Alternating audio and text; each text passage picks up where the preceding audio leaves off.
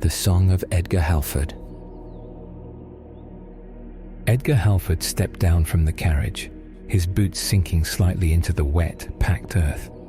The valley stretched before him, its edges obscured by the pale breath of morning fog. Behind him, the driver coughed, a dry hacking sound that punctuated the stillness. The wheels of the carriage had left deep grooves in the dirt road, a reminder that they were the first to carve a path into this isolated place. Edgar pulled his coat tighter against the wind that funneled through the hills. The valley felt raw, untouched, as if it had been waiting centuries for someone to arrive.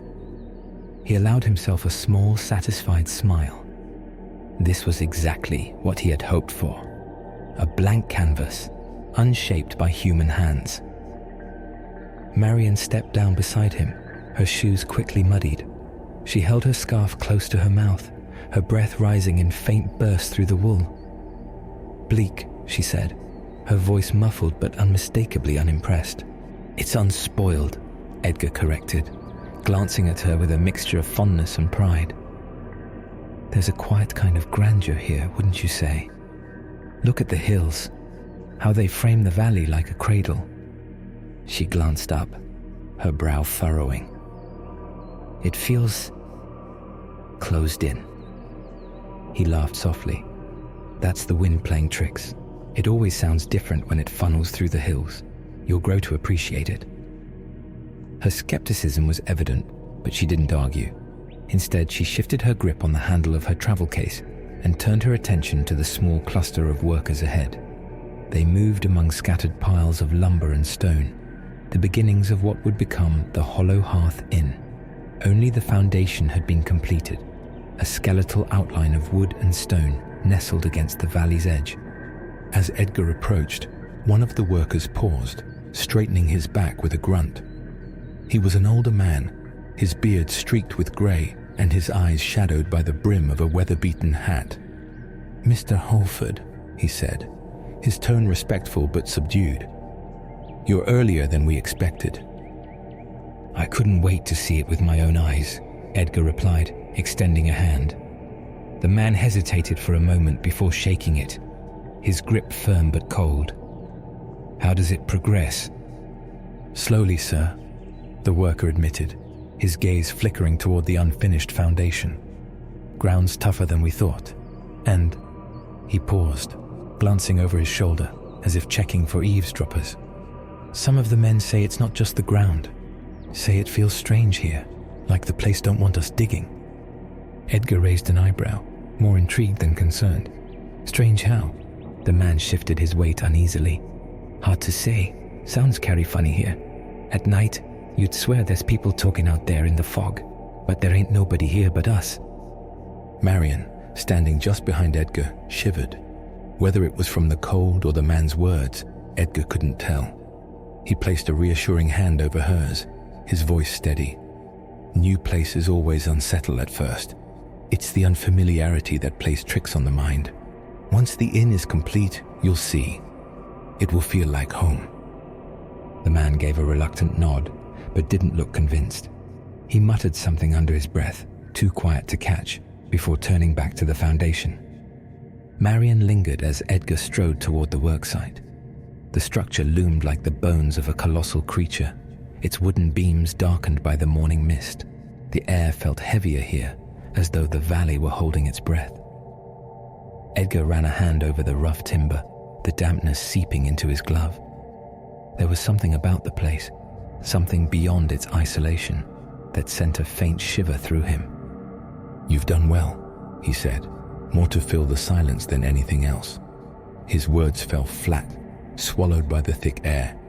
He turned to Marion, who stood at the edge of the site, her gaze fixed on the distant fog. She hadn't moved since the worker's comment. "What is it?" Edgar asked, his voice softer now. She didn't answer immediately. When she finally turned to face him, her expression was unreadable. "It's colder than I expected," she said. "Let's not stay out too long." Edgar hesitated, glancing back at the incomplete foundation. "Just a little longer," he said. "I want to see the ground plans with my own eyes." As he turned away, Marion stayed where she was, her gaze drawn again to the fog. For a moment, she thought she saw movement, something large and slow, shifting just beyond the tree line. But when she blinked, the fog thickened, and there was nothing there. The hollow hearth inn was barely more than a skeleton of timber and stone, but Edgar insisted on staying the night. A small cabin on the outskirts of the worksite had been repurposed for temporary lodging, a cramped space with uneven floors and a persistent draft that carried the faint scent of damp wood and soil. Edgar set his case down by the wall and lit the oil lamp on the table. The flame cast flickering shadows across the rough-hewn interior, the light barely reaching the corners of the room. Marion sat on the edge of the bed, running her fingers along the frayed edges of the quilt, as if testing its durability. "This place wasn't meant to be comfortable," Edgar said lightly, placing his notebook on the table. "Just a stopgap until the inn is finished." Marion didn't respond, her gaze fixed on the single narrow window. Outside, the fog pressed against the glass like a living thing, its tendrils curling and shifting with the breeze. "Do you hear that?" she asked suddenly. Edgar paused, his hand resting on the chair's back. "Hear what?" She tilted her head slightly, her eyes narrowing. "Nothing. That's the problem." Edgar frowned, but before he could answer, there was a knock at the door. The sound startled them both. It was too measured, too deliberate, cutting cleanly through the oppressive stillness. Edgar crossed the room and opened the door to find one of the workers standing there, his coat soaked through from the mist. His hat dripped water onto the doorstep. "Apologies for disturbing you, Mr. Halford," the man said, not meeting Edgar's eyes. His voice was low, almost as if he didn't want to be overheard. "Just thought I should mention, some of the lads are talking about heading out tomorrow, leaving the job." "Leaving?" Edgar repeated, his tone sharp with disbelief. "Why? Has there been some kind of trouble?" The man hesitated, his jaw working as though struggling to find the right words. "It's the night, sir. They're saying it doesn't feel right here after dark. Too quiet, but not in the good way." Edgar leaned against the doorframe, his irritation rising. "I trust you'll remind them of their contracts. This project depends on their labor." "I'll try, sir," the man said, tipping his hat slightly. "But I reckon you'll need more than words to keep them. It's not just nerves. Something about this place." He trailed off, his gaze flicking over Edgar's shoulder toward the cabin's interior. "Best keep your lamp burning tonight." Before Edgar could respond, the man turned and disappeared into the mist, his footsteps muffled by the damp ground. Edgar closed the door with more force than necessary, muttering under his breath about superstitions and unreliable workers. Marion hadn't moved from the bed. "They're spooked," he said, seating himself at the table. "But we've seen this before. People fear what they don't understand. Once the work is finished, they'll forget they ever felt this way." Marion finally turned toward him, her expression unreadable. "And if they don't?" "They will," Edgar said firmly, though the conviction in his voice felt hollow even to him. The cabin grew colder as the hours passed. The wind rattled the shutters, and the lamp's flame flickered with every draft that found its way inside. Marion had fallen into a fitful sleep, her breathing shallow and uneven. Edgar sat at the table, his notebook open, though his pen hovered idly over the page. He strained to focus on his notes, but his thoughts wandered back to the worker's words. Too quiet. He had noticed it too, though he hadn't admitted it aloud. The valley's stillness was oppressive, the kind of silence that muffled even the sounds of his own movement. It pressed against him, filling the spaces between breaths. A faint creak drew his attention to the far corner of the room. He looked up sharply, his eyes adjusting to the dim light. The corner was empty, just the bare wall and a stack of firewood. Yet the sound had been unmistakable, wood shifting under weight. Edgar rose slowly, his chair scraping softly against the floor. He approached the corner, the lamp in his hand casting long shadows that seemed to ripple as he moved. He scanned the firewood, the floorboards, the wall, nothing. But then he felt it, a subtle vibration beneath his feet. Not constant, but rhythmic, like the faint tremor of a heartbeat. He knelt, pressing his palm against the floorboards. The vibration grew stronger, resonating faintly through his hand. He frowned, his mind racing with possibilities. Shifting earth? A water source beneath the cabin? Or something else? He stood abruptly, shaking his head. It was late, and fatigue could make even the most rational mind prone to illusions. He returned to the table, his eyes flicking towards the corner more often than he'd like. Marian woke before him, her expression drawn and pale as she wrapped herself in her coat. "I didn't sleep," she said simply. "I kept dreaming, I think, but not of anything I remember." Edgar's gaze lingered on her a moment longer than he intended. He wanted to reassure her, to tell her it was the newness of the place that unsettled them both. Instead, he said, "It's always hardest at the beginning. Once the work is finished, everything will settle into place." She didn't reply, only glanced at the narrow window. The mist outside hadn't lifted, clinging to the valley like it was meant to stay. The mist clung to the valley, unbroken even as the morning sun rose. Its light diffused into a pale, washed-out glow. Edgar stood near the half-constructed inn, watching as the workers moved sluggishly through their tasks. Their voices were muted, and the usual rhythm of hammers and saws seemed slower today, as if the very air resisted movement. Marian lingered near the edge of the site, her arms wrapped tightly around herself. She had insisted on accompanying Edgar, though her expression was distant. Edgar watched her for a moment before turning his attention to the foreman, who approached with a faint scowl. "Good morning, Mr. Halford," the foreman said, though his tone lacked any warmth. "We're behind schedule. Few of the men didn't show up today." "Didn't show up?" Edgar asked, frowning. "Did they give a reason?" The foreman hesitated. "Not exactly. Some of them just packed their things last night and left without a word. Others, well, they've been acting strange. Forgetting tools, wandering off mid-task.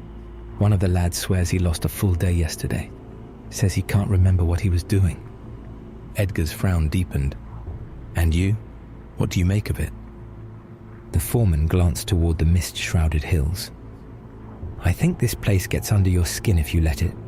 Might just be nerves, or the weather playing tricks on the mind." "Superstition doesn't build inns," Edgar replied curtly, though his own unease gnawed at the edges of his composure. "Tell the men to focus on their work. If we falter now, we'll lose momentum." The foreman nodded reluctantly and walked off, leaving Edgar alone with his thoughts. He turned to check on Marian, but she was gone from where she had been standing. His stomach clenched as his eyes scanned the site, searching for her familiar figure. Edgar found her near the center of the settlement, where a stone fountain was being assembled. The workers had only managed to set the base, a rough circular structure partially filled with rainwater. Marian stood at its edge, staring into the still surface as if it held some secret. "Marian!" Edgar called as he approached. "What are you doing out here?" She didn't respond at first, her head tilted slightly as though listening. He reached her side and placed a hand on her arm, startled by how cold her skin felt through the fabric of her coat. "Marian?" Finally she looked at him, her eyes unfocused. "Do you hear it?" she asked softly. "Hear what?" Edgar asked, though the unease in his chest flared again. He glanced around, but the site was silent, save for the distant sound of tools striking wood and stone. Marian turned back to the water.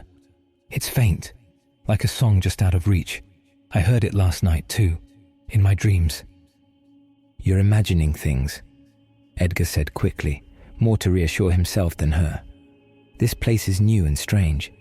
It's natural to feel unsettled, but there's nothing here but us." Marian didn't answer. Her gaze remained fixed on the water, and Edgar felt a momentary impulse to look into it himself.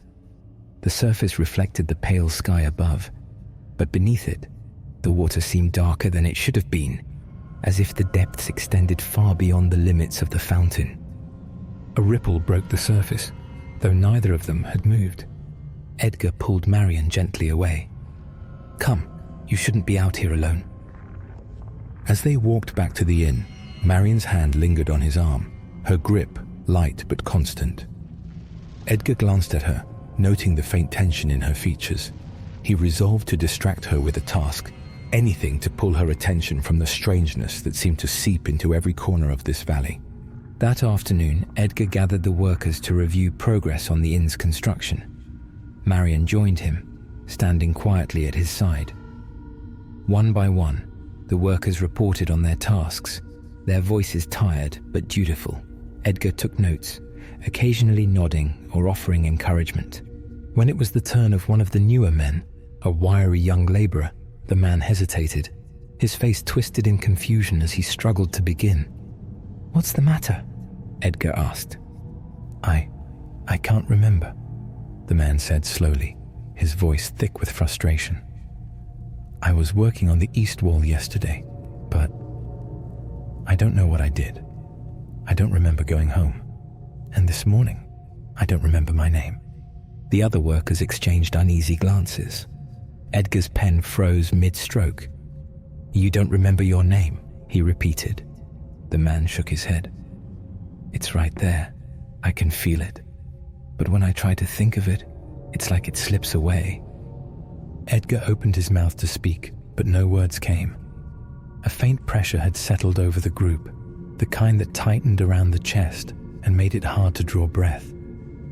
The other workers shifted uncomfortably, their murmurs barely audible. "Get some rest," Edgar said finally, his voice steadier than he felt. "You've been overworking yourself. I'm sure it will come back to you." The man nodded reluctantly and walked away, his shoulders slumped. Edgar glanced at Marion, who looked as troubled as he felt. Her hand brushed his briefly, a silent reassurance they both needed. As the sun dipped behind the hills, Edgar walked the edge of the worksite, inspecting the progress on the inn's framework. The valley had grown eerily still again, the workers retiring to their makeshift lodgings. Even the wind had fallen silent, leaving the mist hanging heavy and unmoving. He paused near the unfinished east wall, his gaze drawn toward the distant tree line. Something about the shadows between the trees seemed wrong. Not just dark, but deep, as if the forest itself stretched far beyond its visible boundaries. For the first time since arriving, Edgar felt the distinct sensation of being watched. It wasn't the imagined paranoia of an unfamiliar place. It was sharp, deliberate, and heavy, like unseen eyes fixed solely on him. He turned quickly, scanning the area, but there was nothing. Just mist and timber and the faint sound of his own breathing. Still, the feeling lingered, pressing at the edges of his thoughts. He shook his head and headed back to the cabin, but the sensation followed him, an unwelcome companion in the quiet night. The following morning, the fog remained, a stubborn, clinging weight that dulled the edges of the settlement and muted the light of the rising sun. Edgar awoke to an uneasy silence, his first breath catching in his throat. The cabin felt colder than the night before, the air thick with dampness. Marion was already dressed, standing by the narrow window. Her back was to him, and she didn't turn when he stirred. Edgar sat up, rubbing his eyes as the faint taste of restless dreams lingered. He tried to grasp their details, but they slipped away like sand through his fingers. "You were restless last night," Marion said softly, her voice barely above a whisper. "So were you," Edgar replied, his tone lighter than he felt. "Neither of us has quite adjusted yet." She turned slightly, just enough for him to catch the troubled line of her brow. "I heard something in the early hours. Voices, but not words I could understand." Edgar swung his legs over the side of the bed, forcing a smile. "The wind again, no doubt. It carries strange sounds in these hills. We've discussed this." Marion didn't respond. She turned back to the window, her gaze fixed on something he couldn't see. Edgar stood, brushing off the unease that lingered at the edge of her silence, and reached for his coat. By mid-morning, the workers had gathered in the clearing near the half-built inn, their expressions uneasy. Edgar approached the group, his boots sinking into the muddy ground as he counted their heads, one fewer than there should have been. "Where's—" he started to say, but he paused. The name that hovered at the edge of his memory refused to surface. He frowned, then looked to the foreman. "We're missing someone." The foreman nodded grimly. "Sam, or no, not Sam." He scratched at his beard, his brow furrowing in frustration. "Damn it, I knew his name yesterday." "His name doesn't matter," another worker muttered. He was younger, his face pale, his voice trembling. "He's gone. That's what matters." "Gone where?" Edgar demanded, though his stomach tightened as he asked. He already knew the answer. It was the same answer he'd been avoiding since arriving. Gone nowhere. Gone everywhere. The foreman shook his head. "Didn't show this morning. Left his things behind, and no one remembers him leaving." The younger man spoke again, his voice quieter this time. "I woke up last night. Thought I heard someone walking around outside. Didn't think much of it then, but I think it was him." The group fell silent, the air heavy with shared discomfort. Edgar felt the weight of their stares, their unspoken demand for answers. He forced his voice to remain calm. "The fog's disorienting. It's easy to lose your bearings out here. Perhaps he wandered too far and got turned around." "You don't believe that?" the young man said flatly, his pale eyes meeting Edgar's. "None of us do." Before Edgar could respond, Marion appeared at his side. She placed a hand lightly on his arm, a grounding touch that brought him back from the edge of frustration. "We should organize a search," she said softly, "before it gets any worse." Edgar divided the workers into pairs, each group given an oil lamp and a rough area of the valley to cover. He and Marion took the path leading toward the tree line, the mud sucking at their boots with each step. The fog seemed thicker here, its tendrils wrapping around tree trunks and blurring the boundaries between ground and sky. They called out for the missing man, their voices swallowed almost immediately by the oppressive quiet. Edgar felt the silence pressing against his back, heavy and unnatural. Every now and then, Marion would glance over her shoulder, as though expecting to see something following them. "Do you think he's out here?" she asked after a long stretch of walking. Edgar hesitated. I think we'll find him," he said, though his words carried none of the certainty he intended. The truth was clawing at the edges of his mind, a truth he couldn't yet name, but couldn't fully deny. They came upon a clearing where the trees opened to reveal a patch of rocky ground. Edgar's gaze fell on the center of the space, where the earth had been disturbed. A shallow depression marred the surface, its edges marked by faint, pale streaks. It was as though something had grown there, then been torn free. Marion stopped abruptly, her hand tightening on his arm. "There," she whispered, pointing to the base of a tree. A set of boots sat neatly beside the trunk, their laces tied and the leather still damp from the morning dew. Edgar approached cautiously, his breath catching as he noticed something beside the boots. A folded jacket rested against the trunk, and atop it lay a notebook, its cover warped from moisture.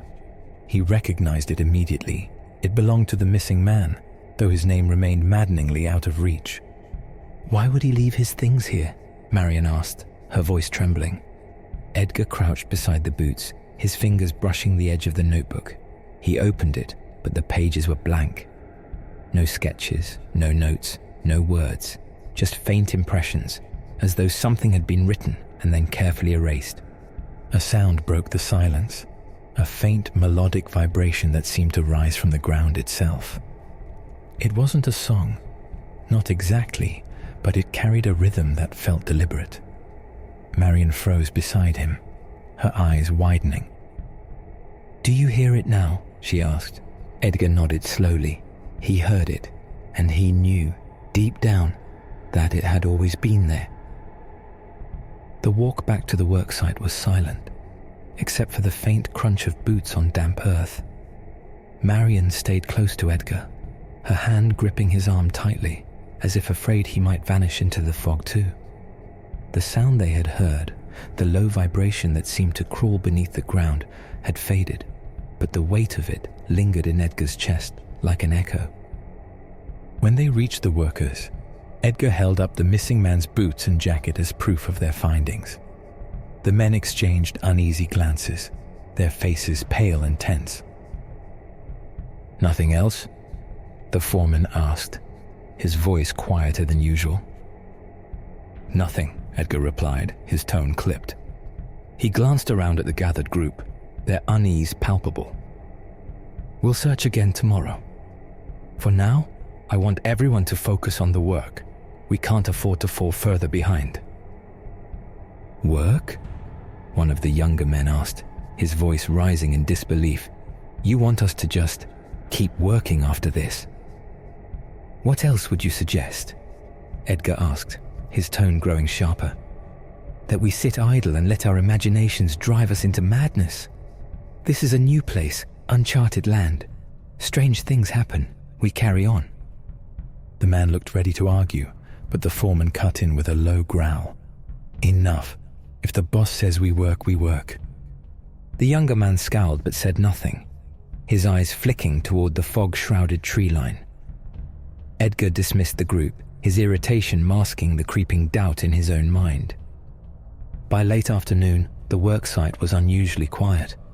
The workers moved sluggishly, their tools striking wood and stone with irregular rhythm. Edgar noticed their lapses in focus, the way they would pause mid-task, staring blankly at nothing for long stretches of time. Once or twice, he caught a man muttering to himself, though the words made no sense. He tried to push it aside, focusing instead on his own tasks. His notebook lay open on a makeshift table, filled with sketches of the inn's layout and notations about the valley's peculiar acoustics. The numbers swam before his eyes as he tried to concentrate, but his thoughts kept circling back to the sound they had heard in the clearing. It wasn't real, he told himself, just a trick of the wind, amplified by the terrain. But even as he thought it, he felt the lie of his own words. Across the worksite, Marion stood near the foundation of the fountain. She wasn't alone. A small group of workers had gathered around her, though they kept a careful distance. Edgar frowned and walked toward them, his boots crunching over gravel and mud. "What's going on here?" he asked sharply. The men stepped back as he approached, their faces tight with unease. Marion turned to him, her hands clasped tightly in front of her. "They said they heard something," she said softly. "Heard what?" Edgar demanded, glancing at the men. One of them spoke reluctantly, his voice barely above a whisper. "It came from the fountain, a kind of low noise, like the sound you hear when a kettle's just about to boil, but deeper. We thought it was the wind, but it's not the wind," Marion interrupted, her voice steady. "It's something else." The workers shifted uncomfortably, their eyes darting between Edgar and the unfinished fountain. Edgar turned to Marion, frustration flaring in his chest. "Enough of this. You're letting them infect your imagination with their superstitions." Marion didn't flinch. "I'm not imagining it, and neither are they."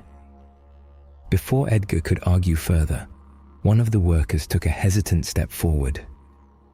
"Sir," he said quietly, "we've all heard it now. Not just the fountain either. It's everywhere. You stand still long enough, you'll hear it under the ground. It's in the damn air." Edgar opened his mouth to dismiss the claim, but found he couldn't. The memory of the vibration from the clearing came back to him, along with the way it had seemed to pulse through his very bones. The workers retired early, retreating to their makeshift lodgings with an unspoken understanding that none of them would stray far from one another. Edgar and Marion returned to the cabin, the silence between them heavy. Marion sat by the window again, her gaze fixed on the mist outside. Edgar busied himself with his notes, though the act felt futile. The page before him remained blank, his thoughts too scattered to form coherent ideas. The stillness of the room pressed against him, and for the first time he felt a twinge of fear at the idea of the valley's quiet. "You need to speak to them," Marion said suddenly, breaking the silence. "About what?" Edgar asked without looking up. "About what's happening," she said firmly. "They're frightened, and rightly so. Something isn't right here, Edgar. If we don't acknowledge it..." "What would you have me say?" he snapped, slamming his notebook shut. "That the land itself is conspiring against us? That ghosts or goblins or some other nonsense are to blame for our troubles?" Marion turned to him, her expression cold. "I would have you admit that you're frightened too." The words struck him harder than he expected, and for a moment, he had no response. He ran a hand through his hair, exhaling slowly. "I don't know what's happening here," he admitted finally, "but I won't let fear dictate what we do. This town is our future, Marion. I need you to trust me." She held his gaze for a moment longer before turning back to the window. "I do trust you, Edgar, but I also trust what I've seen, what I've heard." Edgar sat down heavily, the weight of her words sinking into him. Outside, the fog pressed against the glass, and the shadows in the room seemed deeper than they had any right to be. The next morning arrived sluggishly, the pale sunlight struggling to break through the mist that clung to the valley. Edgar stepped out of the cabin, his breath misting in the cold air. The work site was quieter than usual. No hammering, no saws, only the occasional murmur of voices from scattered groups of workers. Marion stood by the fountain again, her figure barely visible through the haze. Edgar hesitated before approaching, the weight of the previous night's conversation still pressing on him. He took a steadying breath and crossed the muddy ground, his boots leaving shallow impressions that quickly filled with water. She turned as he neared, her face pale but composed. "They've stopped working," she said simply, gesturing to the idle site around them. Edgar frowned, scanning the area. The workers were gathered in small knots, speaking in low voices. Even the foreman seemed distracted, staring toward the tree line with his arms folded tightly across his chest. "They're on edge," Marion continued. "No one's saying it, but they're afraid." "And what would you have me do?" Edgar asked, his irritation bleeding through. "Indulge their fears? Confirm their suspicions of ghosts and curses?" "I would have you listen to them," Marion said firmly. "To us." Edgar opened his mouth to argue, but a voice from behind cut him off. "Mr. Halford!" The foreman was approaching, his boots splashing through the mud. His face was drawn, his eyes shadowed by dark circles. "You need to see this." Edgar's stomach tightened, but he nodded and followed the man toward the east side of the site. Marion trailed behind them, her presence a quiet anchor to his fraying composure.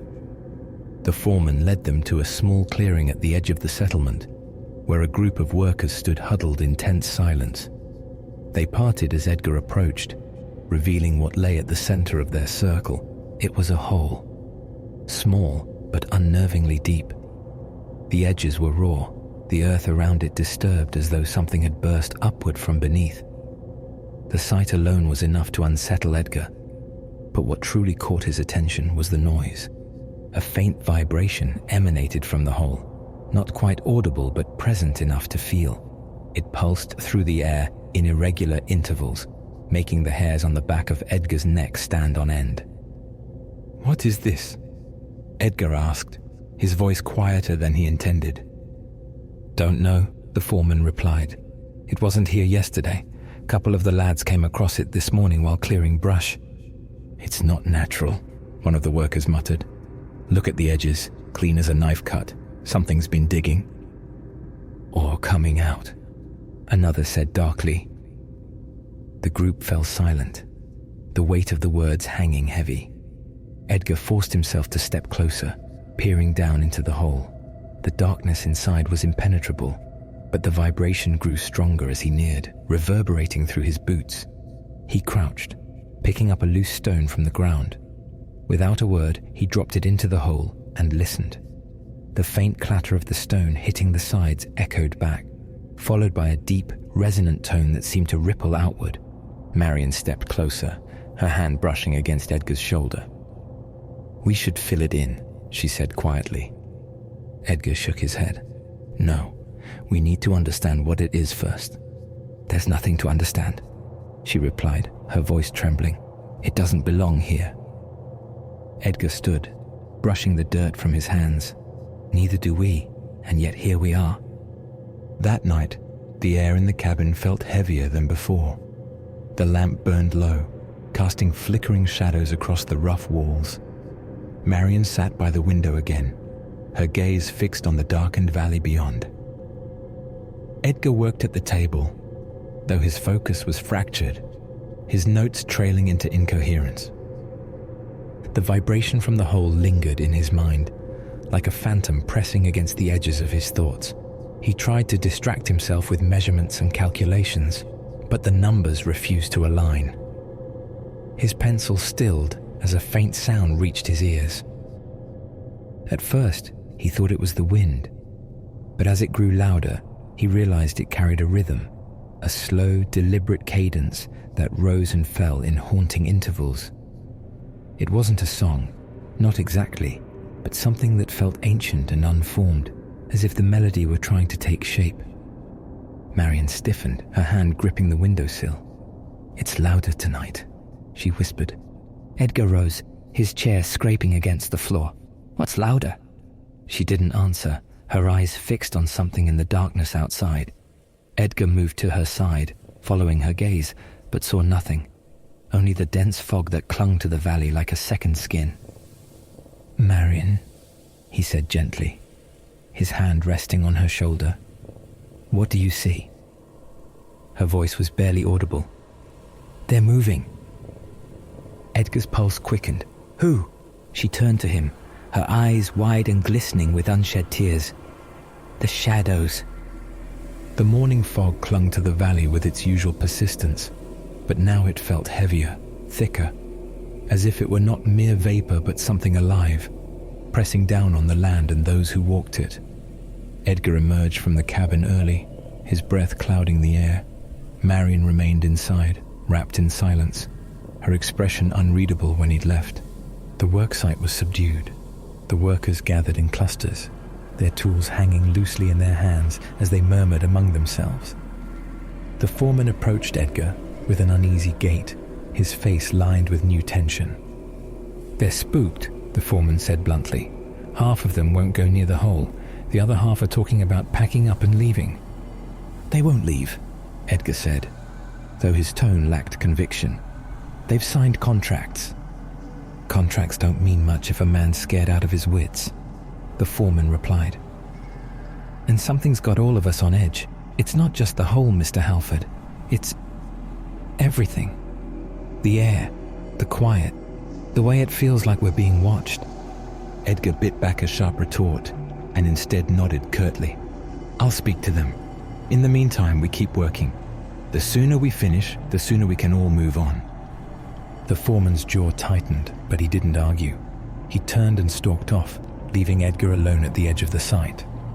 Edgar glanced toward the trees, where the hole waited just beyond the clearing. His thoughts itched with questions he couldn't yet answer. Later that morning, Edgar made his way back to the clearing where the hole had been discovered. The workers had avoided the area, and it was eerily quiet except for the faint crunch of his boots against the damp earth.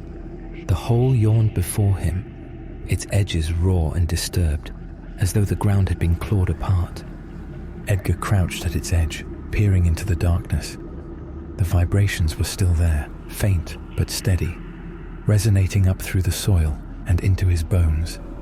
He picked up a nearby branch and held it over the hole, lowering it slowly until the vibrations became more pronounced. The branch shook in his hand, and a strange tone echoed faintly from the depths, low and resonant, like the groan of a massive bell struck in slow motion. Edgar's breath quickened as he withdrew the branch and dropped it beside him. His pulse thudded in his ears, a counterpoint to the rhythm that pulsed from the earth. Marion's voice startled him. "You shouldn't be here alone. He turned sharply to find her standing at the edge of the clearing, her coat pulled tight around her. She looked pale, her eyes darker than usual. "What are you doing here?" he asked. She didn't answer immediately, her gaze fixed on the hole. "It's growing." Edgar frowned. "What do you mean?" She stepped closer, her voice soft but steady. "I saw it this morning. The edges are wider than they were yesterday, and the sound, it's louder." Edgar glanced at the hole, his unease deepening. He hadn't noticed the change, but now that she mentioned it, the edges did seem farther apart. He shook his head. "It's just erosion. The soil here is loose." Marion gave him a long look, one filled with quiet disappointment. "You don't believe that. You're lying to yourself." When Edgar and Marion returned to the worksite, they found the workers in a heated argument. One of the younger men, Carl, was gesturing wildly, his voice carrying above the others. "I'm telling you, it's not right here. That hole isn't just a hole, it's something else. You've all heard it." "And what do you suggest we do?" the foreman snapped. "Run off into the mist and hope it doesn't follow us. Get a hold of yourself, Carl." Carl's face flushed with anger and fear. "I'm not staying here another night. I'll leave, contracts be damned." "Enough!" Edgar's voice cut through the argument, silencing the group. He stepped forward, his gaze hard. "I won't have this kind of hysteria disrupting the work. If you have fears, set them aside. We are here to build, and build we shall." Carl's jaw clenched, but he didn't argue further. The workers exchanged uneasy glances, then dispersed reluctantly to their tasks. Edgar watched them go, his chest tight with a mix of anger and uncertainty. "You're pushing them too hard," Marion said quietly beside him. "Fear doesn't just go away because you tell it to." Edgar didn't respond, his eyes fixed on the tree line. Something about the shadows there seemed to shift, as if the trees themselves were moving imperceptibly. He blinked, and the moment passed.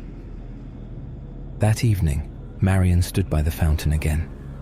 The structure remained unfinished, its basin still holding stagnant rainwater that reflected the misty sky above. Edgar approached her cautiously, noting the faraway look in her eyes. "You've been quiet all day," he said. "What's on your mind?" She hesitated, her hand trailing along the fountain's edge. "I've been hearing it more. The sound. It's not just a noise, it's a song." Edgar stiffened. "What kind of song?" Her gaze met his, her expression unreadable. "It's beautiful, Edgar, but it's not meant for us." He swallowed hard, his mind racing. "What do you mean?" "I don't know," she admitted, her voice trembling. "But it's calling to me. I can feel it like it's pulling me closer." Edgar's hands clenched into fists. "You need to stay away from it. Whatever it is, it's not safe." Marion's lips curved into a faint, bittersweet smile. "I don't think it matters what I do. It already knows me." The tension in the settlement was palpable by morning. The air felt heavier than usual, thick with a quiet unease that pressed against the workers as they moved through their tasks. Edgar stood near the inn's half-constructed foundation, watching the workers with a sharp, analytical gaze. They were slower now, their movements lethargic and distracted. Tools struck wood and stone at irregular intervals, creating a discordant rhythm that grated on his nerves. The foreman approached, his expression grim. "More of 'em left last night," he said without preamble. "Didn't even tell anyone. Just packed up and went." "How many?" Edgar asked, though he already knew the answer wouldn't be good. "4, the foreman replied. "And Carl's been talking about leaving too. Says the others were smart to go." Edgar's jaw tightened. "We can't afford to lose any more. Tell the men there's a bonus for anyone who stays until the project is complete." The foreman hesitated. "It's not about money, sir. They're scared. They think this place is cursed or haunted or some such nonsense." "Then it's your job to convince them otherwise," Edgar snapped. He turned away before the foreman could respond, his chest tight with frustration. Marian wasn't in the cabin when Edgar returned for lunch. He found her at the fountain again, her hands resting on the rough stone edge as she stared into the water. The rainwater in the basin seemed darker today, its surface unnaturally still, despite the occasional breeze. "Marian," Edgar said, approaching cautiously, "you've been spending too much time here." She didn't look up. "It's louder now," she said softly. Edgar frowned. "What is?" "The song." Her voice was steady, but there was something distant about it. "It's clearer than it was before. I can almost understand it." "Marian." "It's not asking," she interrupted, finally meeting his gaze. Her eyes were darker than he remembered, the skin beneath them shadowed and hollow.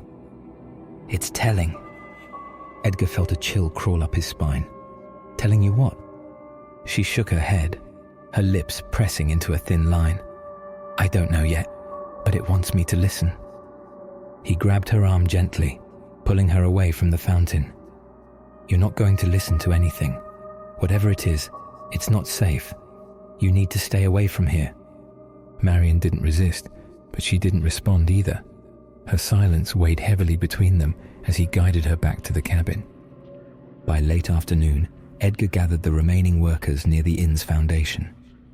The men stood in uneasy silence, their eyes darting toward the mist-shrouded trees and the unfinished fountain.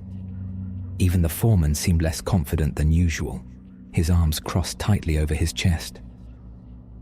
"We're close to finishing the foundation," Edgar began, his voice firm. "Once that's done, the hardest part will be over. I know this place feels unusual, but I assure you there is nothing here that we can't overcome." Carl, the young laborer, scoffed loudly. "Overcome? What about the whole? What about the ones who've left, or the ones who just disappeared? You think we're supposed to ignore that?" Edgar's jaw tightened. "I think we're supposed to finish the work we came here to do. Superstition and fear will not help us build." "It's not superstition," Carl shot back, his voice rising. "We've all felt it. We've all heard it. Something's wrong here, and you know it." The workers murmured in agreement, their unease turning to quiet rebellion. Edgar felt the weight of their stares, their fear threatening to infect his own resolve. "Enough," he said sharply, his voice cutting through the murmurs. "If anyone wants to leave, you can leave. But if you stay, you work. There is no middle ground." Carl shook his head, a bitter laugh escaping him. "You're blind, Mr. Halford, and when this place swallows the rest of us, I hope you're the last to go. Maybe then you'll understand." He turned and walked away, his footsteps crunching against the damp earth. Several of the workers hesitated before following him, their movements slow and reluctant. Edgar watched them go, his chest tight with anger and unease. That evening, Edgar returned to the cabin to find Marian sitting in the center of the room. The lamp on the table was unlit, and the shadows in the corners seemed to stretch farther than they should. She sat with her legs crossed, her hands resting limply in her lap, and her head tilted slightly to one side. "Marian?" he said cautiously, stepping closer. She didn't respond immediately, her gaze fixed on the wall in front of her. When she finally looked at him, her expression was calm, almost serene. "It's so beautiful," she whispered. Edgar crouched in front of her, his hands on her shoulders. "What's beautiful? What are you talking about?" "The song," she said simply. "It's everywhere now. I don't have to be near the fountain to hear it. It's in the ground, in the air, in everything." Edgar's grip on her shoulders tightened. "You need to fight this. Whatever it is, it's not real. It's in your mind." She smiled faintly, the expression both loving and deeply unsettling. "It's more real than we are, Edgar. It's been here long before us, and it will be here long after." He stared at her, his heart pounding in his chest. "You're not making sense." Her gaze softened, her hand lifting to brush against his cheek. "You'll hear it too, soon." The night fell heavier than usual, the valley cloaked in a silence that seemed to press against the ears. Even the wind had ceased, leaving the mist to hang motionless over the settlement like a second skin. Edgar stood outside the cabin, staring toward the clearing where the hole lay hidden in the dark. The vibration had grown stronger. He could feel it now, even from this distance, a faint tremor underfoot, as though the earth itself were breathing. Marion had remained inside, her silence unnerving. He didn't want to admit it, but something about her presence had begun to unsettle him. The foreman approached from the shadows, his face pale and drawn. "It's worse tonight," he said without preamble. "Some of the men swear they saw something moving out there." "Moving where?" Edgar asked, though the answer felt unnecessary. The foreman gestured toward the tree line. "Near the hole. Shadows, but not like any shadows I've seen. They're too big, too wrong." Before Edgar could respond, a sound cut through the stillness, a low, resonant tone that rose and fell in slow, deliberate intervals. It wasn't loud, but it carried weight, sinking into the chest like the tolling of a distant bell. The foreman's face blanched. "That's it," he muttered. "That's what they've been talking about." Edgar's hands clenched into fists. "Stay here," he said sharply, already moving toward the clearing. "Like hell I will," the foreman snapped, but he didn't follow. Edgar barely noticed, his focus fixed on the source of the sound. The hole was larger now, its edges crumbling and raw. The vibration was stronger, resonating through the ground in rhythmic pulses that seemed almost deliberate. Edgar stood at the edge, peering down into the dark, his breath caught as he saw it. Something moved below, faint, indistinct shapes shifting in the blackness. They weren't human. They weren't anything he could name. They were pale and wet, their surfaces glistening in the dim light of his lantern. As he watched, one of the shapes rose, stretching upward like a twisted limb. It stopped just short of the surface, and for a moment Edgar thought it might retreat. Then it turned. It didn't have eyes, but it saw him. He felt its awareness like a physical weight pressing against his chest. His lantern flickered, and the shadows around the hole began to shift. The tone grew louder, its rhythm tightening, becoming a melody, alien and discordant, yet impossible to ignore. "Marion," Edgar whispered, his voice trembling. He turned and ran back toward the cabin. When Edgar burst into the cabin, the lamp was out. The room was thick with shadow, and for a moment he thought it was empty. Then he saw her. Marion stood in the center of the room, her head tilted back, her lips parted. She wasn't moving, but her body seemed to sway faintly, as if caught in the rhythm of an invisible current. Her eyes were open but unfocused, her pupils blown wide. "Marion!" Edgar shouted, crossing the room and grabbing her shoulders. "Look at me. You have to fight it." Her lips moved, forming silent words. Then slowly she began to hum. The sound was soft at first, barely audible, but it matched the melody from the hole perfectly. Edgar's blood ran cold. "Stop it!" he shouted, shaking her, but the hum only grew louder. Her voice layered itself with harmonics he knew she couldn't produce, filling the room with a sound that felt too large for the space. Then she stopped abruptly, her head snapping forward to look at him. Her expression was calm, but her voice was not her own. It was layered, alien, and resonant. "It's here," she said. The morning brought no relief. The mist had thickened overnight, swallowing the settlement in a pale shroud. The workers gathered near the inn's skeleton, their voices low and urgent. Edgar could feel their eyes on him as he approached, Marion trailing behind with an unsettling quietness that hadn't left her since the night before. The foreman stepped forward, his expression grim. "We're leaving," he said flatly. Edgar stopped in his tracks. "You can't be serious." The foreman's jaw tightened. "We've had enough. Half the men didn't sleep last night. The rest heard things. The same damn thing we've all been hearing. That sound, that whatever it is, it's getting worse. You're abandoning your contracts, your work, everything we've built here." Edgar's voice was sharp, but his frustration carried the tremor of doubt. "This place isn't right," another worker said, his voice trembling. "We all know it, and you do too." "I don't know anything of the sort," Edgar snapped. "We've faced difficulties, yes, but that's to be expected. It's a new settlement, uncharted land. There are bound to be challenges." "Challenges don't hum in the dark," Carl interjected bitterly, stepping forward. His face was pale, his hands trembling. "Challenges don't sing to you when you're trying to sleep. You think we don't see it. You're as scared as the rest of us, Halford. You just won't admit it." The workers murmured in agreement, their unease coalescing into defiance. Edgar's gaze darted to Marion, who stood a step behind him, her eyes fixed on the ground, her silence cut deeper than Carl's words. "I won't stop you," Edgar said finally, his voice low and tight. "If you want to leave, leave.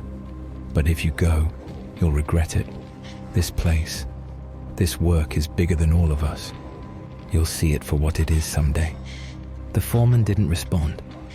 He simply turned and began walking toward the tree line, the rest of the workers following in his wake. Edgar stood motionless, his fists clenched at his sides as the mist swallowed them one by one. By midday, the valley was eerily silent.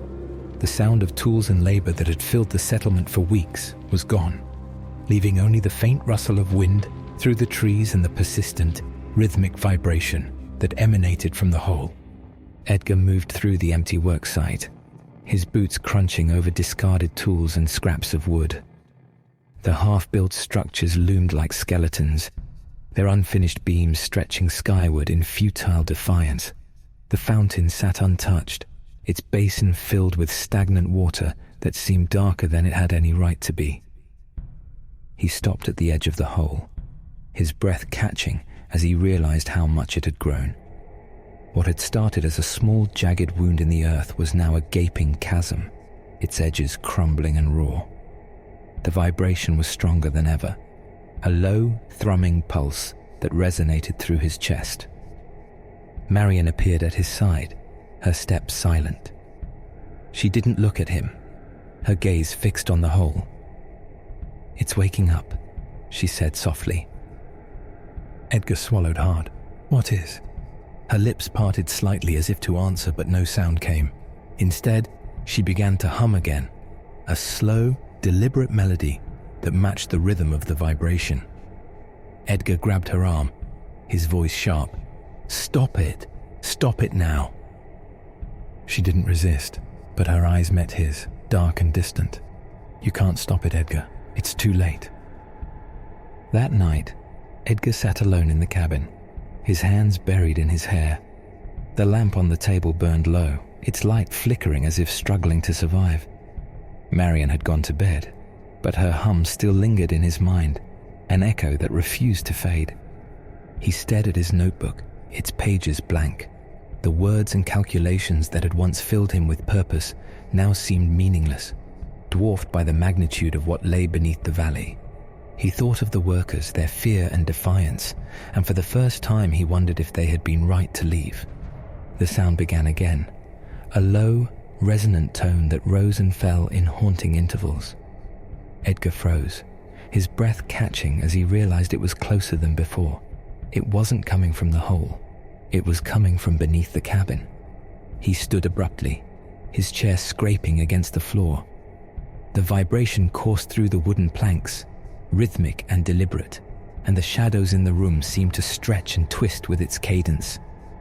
"Marion," he whispered, moving toward the bedroom. He pushed the door open, his heart hammering in his chest. The bed was empty. Panic clawed at his throat as he stepped back into the main room. The door to the cabin stood open, the mist seeping in like a living thing. Edgar grabbed his coat and lantern, rushing outside into the cold night. The mist was thicker than ever, swallowing the world in a pale, featureless void. Edgar moved toward the hole, his lantern flickering as the vibrations grew stronger. He called Marion's name, his voice breaking against the oppressive silence. When he reached the clearing, he saw her. Marion stood at the edge of the hole, her arms at her sides and her head tilted back. The glow of the lantern caught her pale face, her eyes wide and unblinking. Around her, the shadows moved. The choir was emerging. Pale, glistening forms rose from the chasm, their surfaces slick and undulating. Heads stretched upward, featureless but impossibly aware, their mouths opening in perfect unison. The sound that came from them wasn't human. It was layered and vast, a harmony that defied comprehension. It filled the air, the ground, Edgar's very bones. Marian began to hum again, her voice blending seamlessly with the choir's melody. Edgar stumbled forward, his voice shaking. "Marian, get away from there." She didn't respond. The choir's song swelled, its resonance growing until the ground beneath Edgar's feet seemed to tremble with the weight of it. He dropped to his knees, clutching his head as the sound tore through him. Through the pain, he saw Marian take a step forward, toward the edge of the hole. "Marian!" he screamed. She turned to him, her face calm, her voice layered with harmonics that didn't belong to her. "It's beautiful," she said.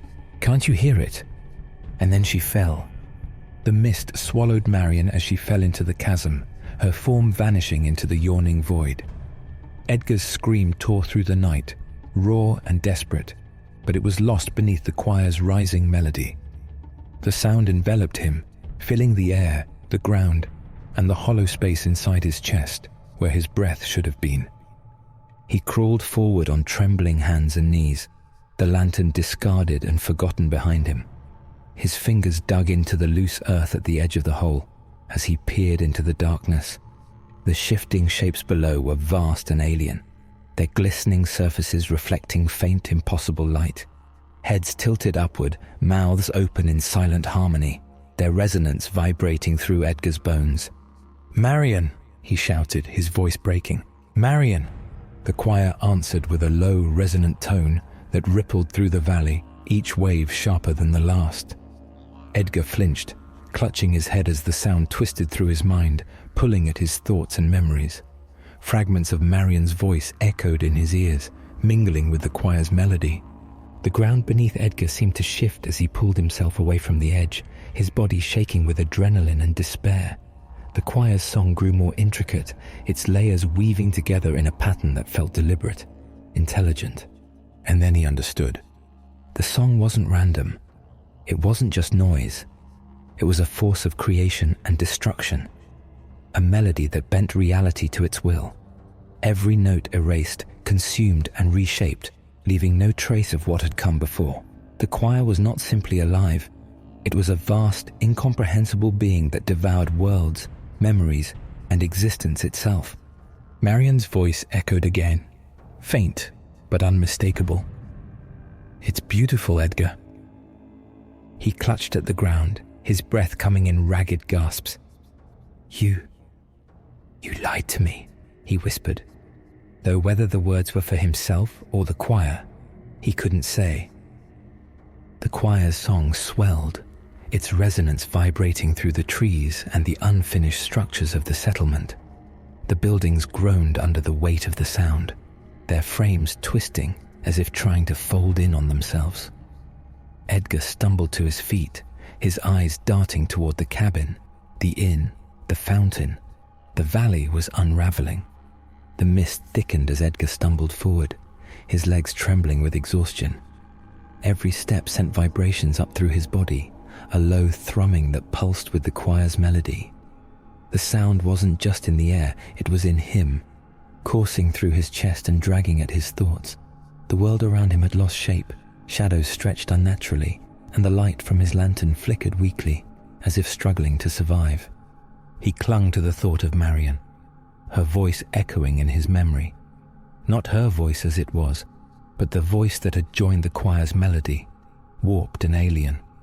He could still see her stepping toward the edge of the chasm, her movements unnaturally fluid, her face calm, distant. She was already gone, and yet she wasn't. He had to get her back. He had to try.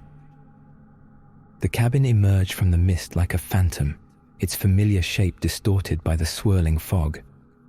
Edgar pushed through the door, collapsing onto the table as his knees gave out beneath him. The room was dim, the oil lamp flickering on the verge of dying. Papers scattered across the surface beneath his weight, but he barely noticed. His breath came in ragged gasps, his chest burning as though the air itself was poison. For a long moment he sat there, unmoving, his mind an unsteady whirl of fear and despair. There was no plan, no solution. He had nothing. Nothing except the terrible certainty that the choir would not stop, not until it consumed everything. His hand found the edge of the table, gripping it until his knuckles turned white. He sat up slowly, his gaze falling to the lantern still burning weakly beside him. The light was faint, but it cast long shadows across the room, stretching the edges of the cabin into unnatural shapes. The choir's song still pulsed in his head, filling every corner of his mind. He couldn't escape it. But what if he didn't try to escape? What if he gave it what it wanted? The thought came unbidden, and at first he recoiled from it. But as the silence of the cabin pressed against him, as the weight of Marian's absence settled over him, the idea began to take shape. The choir had taken her, had wrapped her in its song. What if he offered himself instead? What if he gave it something greater? Himself?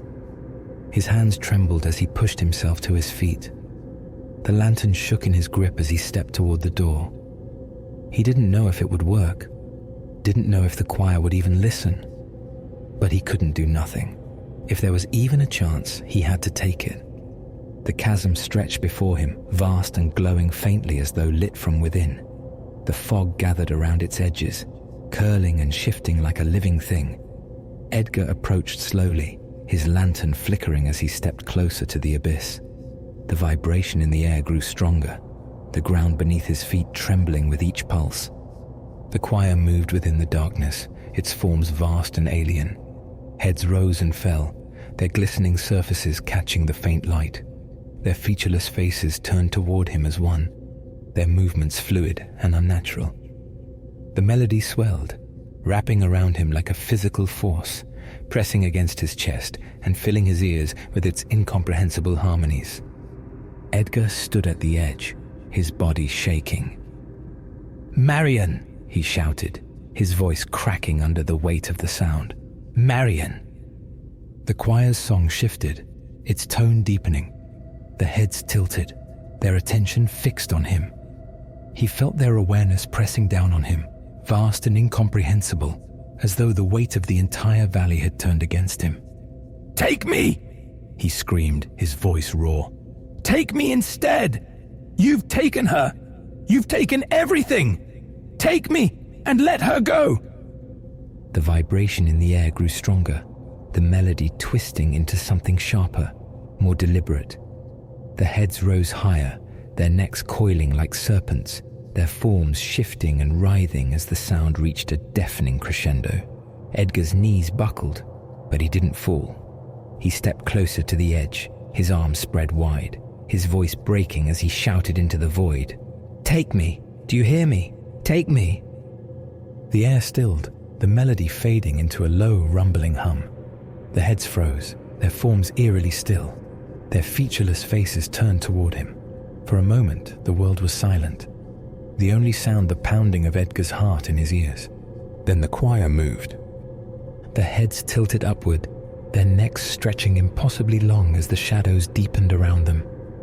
The melody returned, but it was different now, slower, heavier, resonating through the ground and into Edgar's chest. It wasn't a song anymore, it was a response. Edgar stumbled, his breath catching as the vibration in the air turned inward, wrapping around him like a vice. He felt the choir's presence burrowing into him, vast and unrelenting, as though it were pulling him apart piece by piece. "Marian," he whispered, his voice trembling. "Please." The choir's melody swelled, its harmonies twisting into something jagged and discordant. Edgar fell to his knees, his hands clutching at the ground as the weight of the sound crushed him. His vision blurred, the world spinning as the choir pulled him under. When Edgar woke, the world was quiet. The chasm was smaller now. its jagged edges crumbling inward as though the valley itself were healing. The heads were gone, their vast forms swallowed by the darkness below.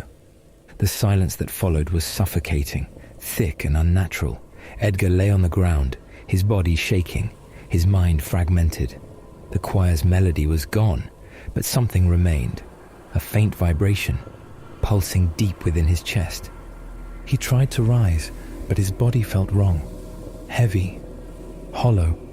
His hands trembled as he looked at them, their edges blurred and indistinct. His breath caught as he realized he could no longer feel the rhythm of his own heartbeat. The choir wasn't gone. It was inside him now, bound to him, its song resonating faintly in the edges of his thoughts. He was the tether, the lure, the eternal servant left behind to ensure the melody would never fade.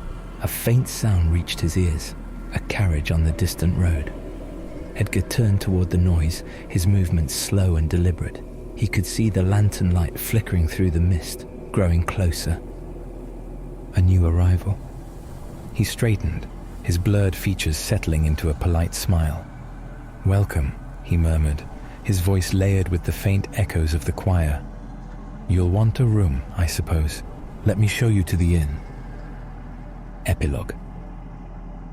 The valley was silent, wrapped in a stillness so profound it seemed as though the land itself held its breath. Where the settlement of Halford had once stood, only the faintest traces remained. Shadows of foundations buried beneath overgrowth, jagged stones scattered like forgotten artifacts. The mist that clung to the hills had never lifted, its pale tendrils obscuring the edges of the world. No one remembered Halford. It was as if the town had never existed, its name erased from maps, its people wiped from memory.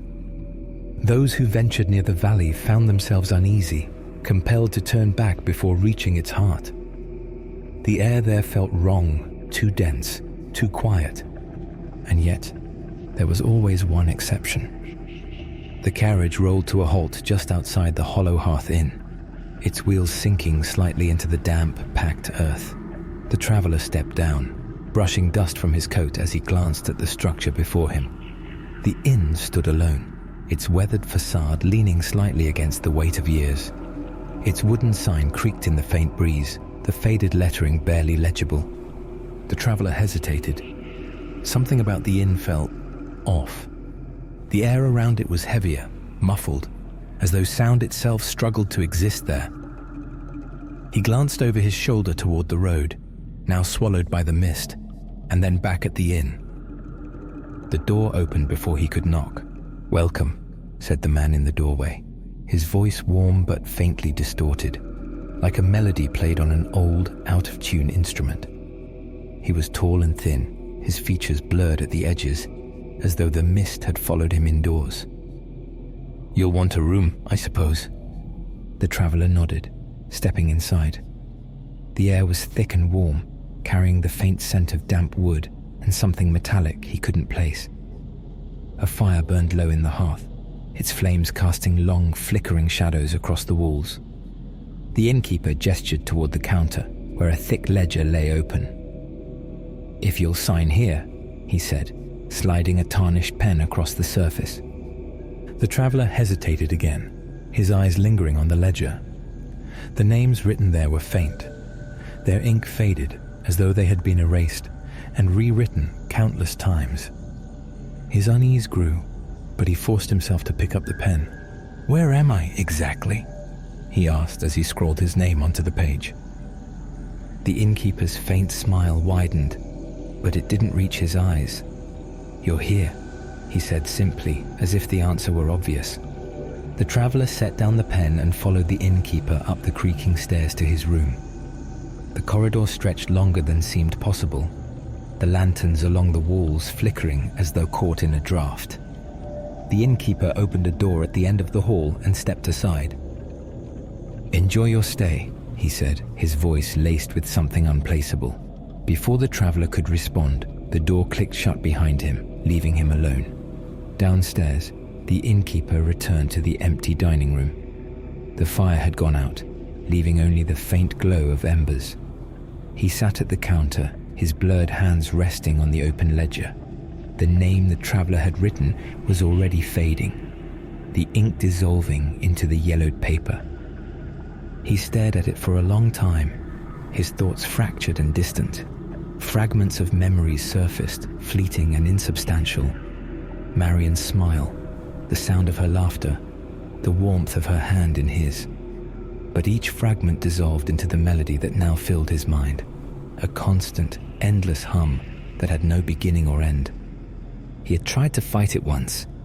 He had believed he could save her, save the town, save himself.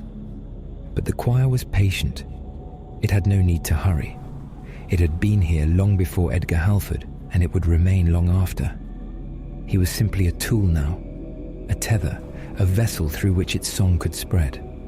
And though he no longer had a heartbeat, he could still feel its rhythm, pulsing faintly in the space where his heart had been. The door creaked open behind him. Another traveller. The innkeeper stood, his blurred smile returning as he turned to greet his guest. "Welcome," he said again, his voice resonating faintly with the echoes of the choir. "You'll want a room, I suppose."